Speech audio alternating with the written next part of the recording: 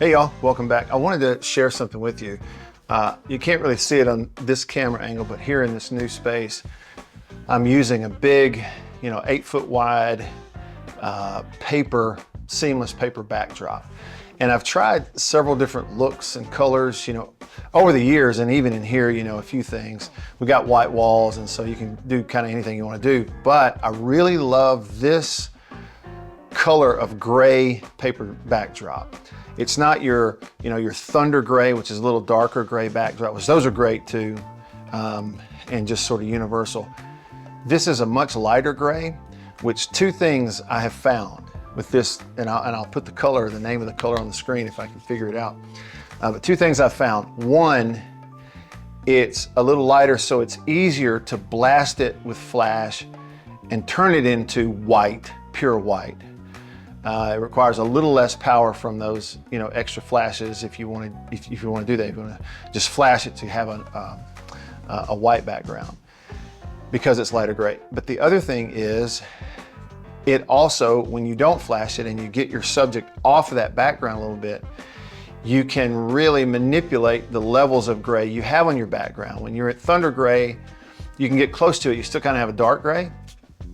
Depending on flash power and the type of modifier and how big and how far you are, given the inverse square law. But with this kind of, normal shooting distance, keeping your subject just a little bit off that background, you can move it around and you can have a lighter gray or even a darker gray if you get your subject a little farther away and your lights are a little closer to your subject. When you shoot on any gray background, but especially one that's sort of this mid-gray, middle gray, when you go into Photoshop, you can very easily colorize that gray background.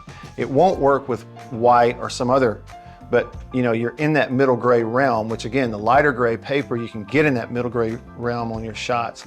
You can easily colorize them and turn that gray into just about any color background, and it doesn't look cheap and manufactured it, online and digital. It looks really good.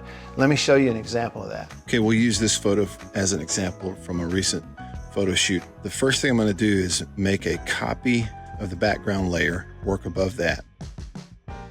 Then I'm going to go over to the quick selection tool. I use the cloud and it's a little more accurate. We're going to select the subject. Once that's selected, then you can go up to the drop-down menu under Select and invert that. Also on a Mac, you can go Shift-Command-I, but you're going to get the inverse of that. Now you've got the background selected, and with the background selected, I'm then going to open a new hue and saturation adjustment layer. And you'll see that the mask reflects the selection of the background. You just go over here and click Colorize, and like magic, it's red, sort of the tones in that middle gray, and it's colorized it. And now you can adjust the slider to select different colors that you want to add to that background. For me, that's the only adjustment I make on the hue saturation layer if I want, lightness, brightness, more contrast, that type of thing.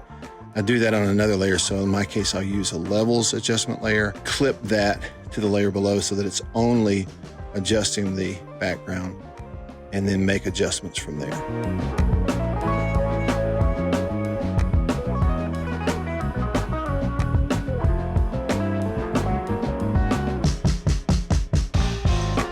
All right, thanks for watching. I hope that helps. Appreciate you being here on the channel, and I'll see you on the next one.